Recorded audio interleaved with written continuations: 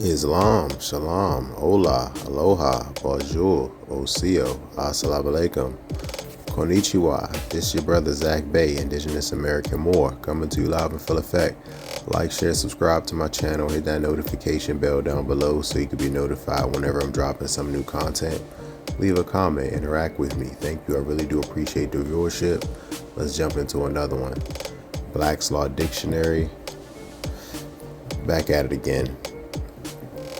Hopefully you can see everything's bright enough, everything's legible, and you enjoy these definitions.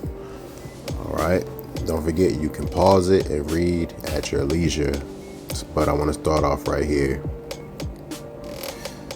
Please forgive me if anything is unclear, but let's check it out. All right, so I want to start off with a notice of dishonor. A notice given by the holder to the drawer of a bill or to an endorser of a bill or note that it has been dishonored by non-acceptance on presentment for acceptance or by non-payment at its maturity. All right, so this might seem like a little confusing, but I would liken this to the simplest way. Imagine, all right, when it says like things like bill or note, imagine a check. All right, you write a check from your bank, but you write void on said check. That is a notice, would be considered a notice of dishonor when you write void on the check, which means it's not accepted for payment, like it's like non-payment at maturity. All right, hopefully you get that. Hopefully that makes sense to you. All right, moving along. Disinheritance. All right, so exactly what does this mean? The act by which the owner of an estate deprives a person, all right, that could be a natural person or artificial person, who would otherwise be his heir. All right, so since it says heir, it most likely means a natural person, of the right to inherit it. All right, so it's pretty much like cutting someone out of your will, cutting someone out of your estate who would be an heir. That could be a son or daughter, adopted by law, but disinheritance is when you remove said person from your estate, from your will, from your trust. That's a disinheritance. All right, moving along. Dismissal. An order or judgment finally disposing of an action, suit, motion, etc. by sending it out of court, though without a trial of the issues involved. All right, so that will be a dismissal when it comes to court. And let's see.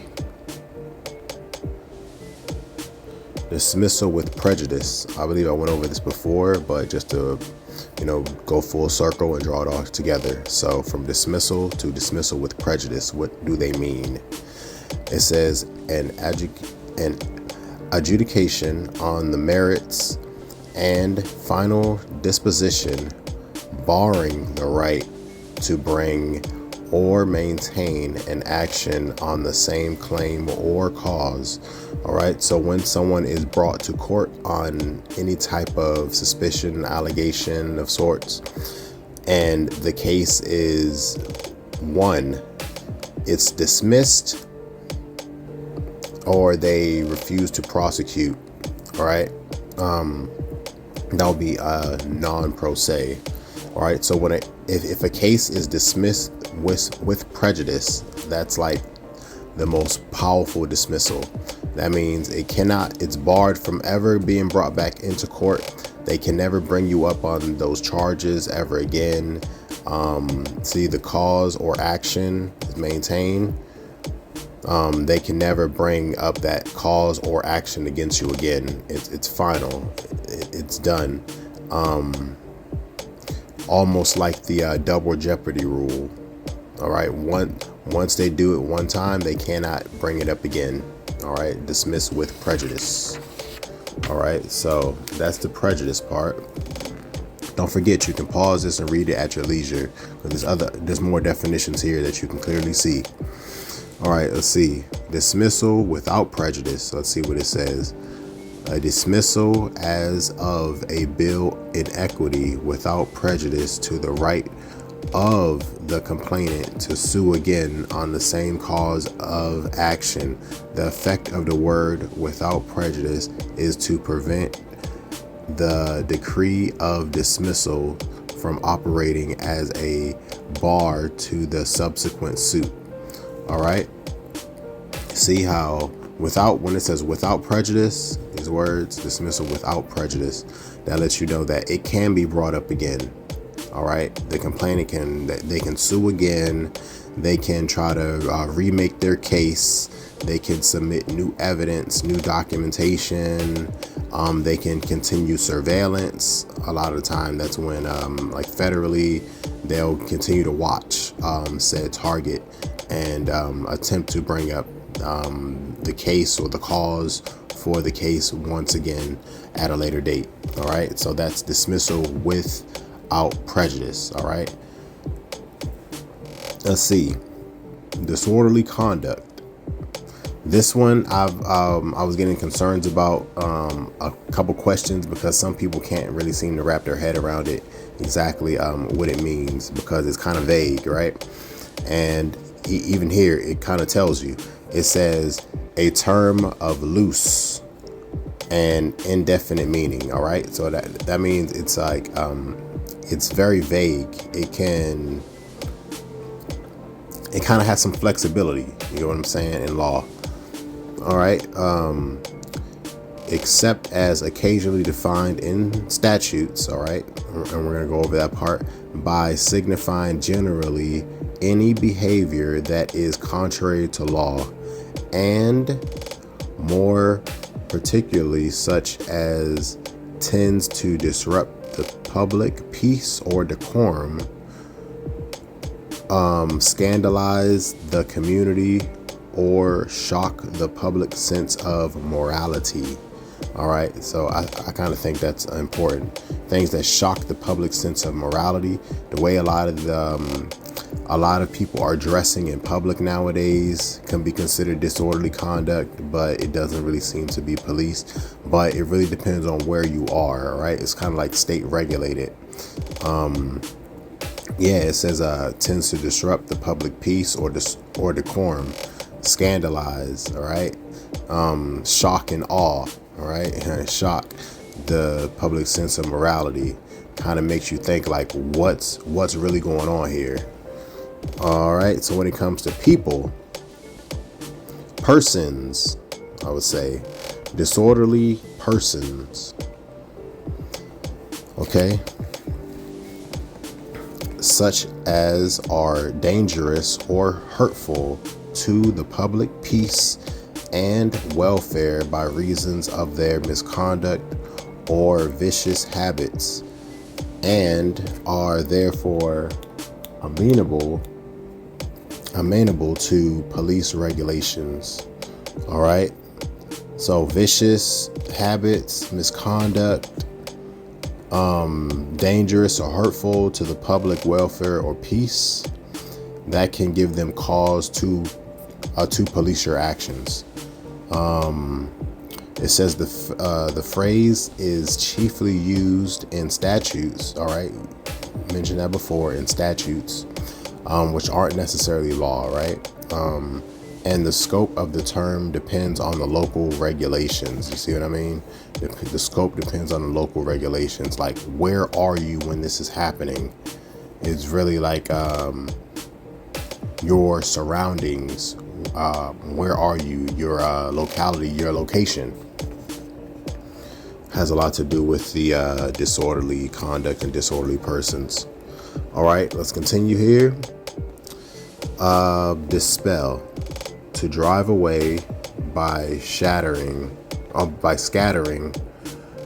to clear away, to banish, to dissipate. All right, so I kind of like that one because, you know, it kind of sounds like magical, like dispel, right? To drive something away, to clear away, to banish, all right? Those are all terms that you've probably heard before. To dispel a rumor, to dispel an allegation, right? That's how it's used legally. All right, I'm not even gonna go over this other one there, but all right, last but not least, last few. All right, document. An instrument on which is recorded by means of letter, figures, or marks, matter which may be eventually used. In this sense, the term document applies to writings, to words printed, lithographed, or photographed, to seals, plates, or stones on which inscriptions are cut or engraved. See, I think that's very important. Document. See how it goes back to the ancient types. All right, lithographs, photographs, seals, plates. All right, what it says plates. Think of or stones. Think of the stone tablets that was brought from the mountain by Moses in those ancient tales, right? Stones, plates, seals, photographs, and then it says engraved, to photographs and pictures, to maps or plans. The inscription may be of stone or gems. See, even in Egypt, they found inscriptions in stone. They found inscriptions written in gems or on wood. Here in America, they found ancient writings written in wood. All right, as well as on paper or parchment. All right, they found a lot of this stuff. All right, I just like looking at the words that they're using. All right, how many times have you seen documentation, ancient writings, manuscripts? How many times have you seen them written in gems, fam? In precious gems and precious stones, writings? How many times have you seen stone engravings? We call them hieroglyphs, pictographs. All right, ancient stuff here. Let's check it out. In general, ancient documents. It says deeds, wills, and other writings more than 30 years old are so-called ancient documents. They are presumed to be genuine without express proof when coming from the proper custody. All right, so anything over 30 years old can be considered ancient documents, fam.